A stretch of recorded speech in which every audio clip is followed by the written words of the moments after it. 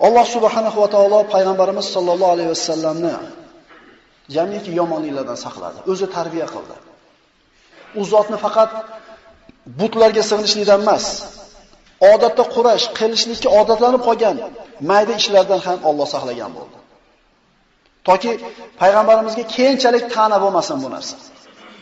Payg'ambarimiz sollallohu alayhi vasallam hech qachon yolg'on gapirmaganlar. Hech qachon ma'siyat majlisiga, raqs va musiqaga guvoh bo'lmaganlar. Nabiy sollallohu alayhi vasallam ana shu yoshlik vaqtida qo'y boqib yurar ekanlar, o'zining hamrohiga qo'y boqib yurgan sheriga aytdiki, ya'ni shu qo'y boqilayotgan joydan yaqinroq bir joyga to'y bo'layotgan bo'ladi. Musiqaning ovozi keladi. Hamrohiga aytadi, men umrimda shu bir to'yni musiqaga guvoh bo'lgan emasman. Qo'ylarimga qarab tursiz, men borib bir tomosha qilib kelaman musiqani dedi. Sheriga rozi bo'ldi. Nabiy sollallohu alayhi vasallam to'y bo'layotgan joyga bordi, o'tirib quloq solmoqchi bo'lishiga Alloh taolo ko'ziga uyquni berib qo'ydi. To'y tugab, optoq qizdirib payg'ambar sollallohu alayhi vasallamni qizitib olguchi uxladida, issiqdan uyg'onib ketdi. To'y tugagan edi, qaytib bordi. Eshitdi. Ertasi kuni yana xuddi shu holat, yana to'y bo'lyapti. Yana sherigiga aytdilarki, Nabiy sollallohu alayhi vasallam, men kecha uxlab qolibman. Bugun ham qarab tursiz, borib to'yni ko'rib kelsan. Sheriga rozi bo'ldi, yana kechagi holat takrorlandi. Alloh subhanahu va taolo payg'ambarimiz sollallohu alayhi vasallamni odatda Quraysh qilib o'rganib qolgan ishlarni qilishidan ham saqlab qo'ygan edi. Shuning uchun yoshlar agar yoshligimizda shunday bir ma'siyatlardan Alloh taolo saqlab qo'ygan bo'lsa, araq majlislarni ko'rganda nafratlanadigan bo'lsak, gunoh ma'siyat bo'ladigan joylarda o'tirishdan hazar qilayotgan bo'lsak, bu bizning zo'rligimiz emas. Alloh subhanahu va taoloning bergan marhamati bizga berib shu narsani Allohga hamdlar aytaylik. Xuddi shu vaqtda o'zida kimdir kazinoda o'tiribdi, kimdir araq ichyapti o'tirib, kimdir qandaydir ma'siyat qilyapti. Endi siz bilan bizni mana shu joyga olib kelib qo'ygan kim? Alloh yaxshi ko'rgan bandasini yoshligida nima qilar ekan?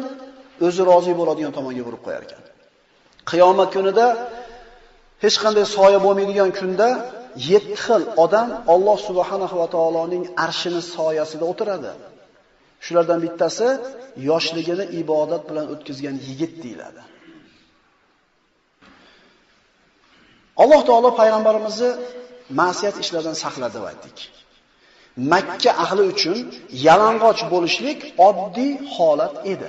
Sababi: birinchidan kiyim qimmat edi, ikkinchidan Makkaga kelib Ka'batullohni tavof qiladigan kishilar faqatgina Quraysh qabilasidan sotib olingan kiyim bilan qiladi degan hukm chiqargan edi Quraysh. Yani albatta uning iqtisodiy sababi bor. Nima qilish kerak?